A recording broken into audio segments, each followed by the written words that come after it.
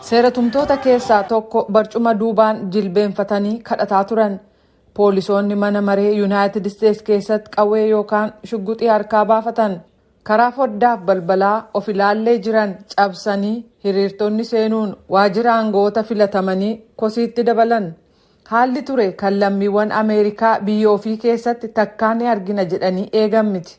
Waan iddoo sana ture guutummaa Yunaaytid Isteets keessatti gama televiziyoonaa dhaamsa dhuunfaa namoonni walii daddabarsaniin akkasumas marsariitii hawaasaa irratti mul'ataa ture. Roobii darbe hiriirri nagaan kan gaggeeffame yoo ta'u ba'ii filmaataa pireezidaantummaa mormuuf akka ta'e ibsamee ture.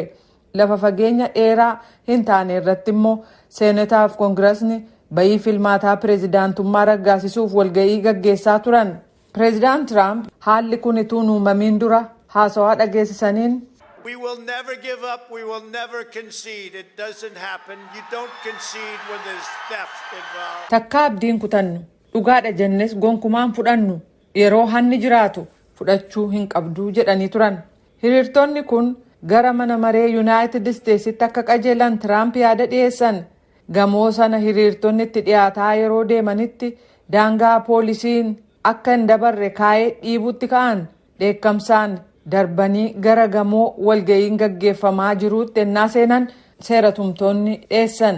Waashintan keessatti hiriira gaggeeffamuuf yeroo tokko tokko immoo hokkarri jiraachuun bona darbe mudatee ture. Inni kaleessa ta'e garuu adda. Liam Danavan paartii Riippaabilikaanotaaf kanneen karooraa fi imaammata baasan keessaati. Isaanis akka jedhanitti. What's unheard of is having individuals storming the Capitol, breaking down windows, breaking into offices. That's a shocking thing to witness. Namoonni dhuunfaa mana maree Yunaaytid Isteets haleelanii foddaalee waajiroota cabsanii seenan jechuu dhageenye hin beeknu kun suukanneessaadhaa jedhaniiru. Roobi kaleessaa aduun seenaa yeroo deemtu dukkanni iddoo fudhataa deeme magaalaa Waashintan keessatti uggurri sochii labsame hojiirra ooluu jalqabe.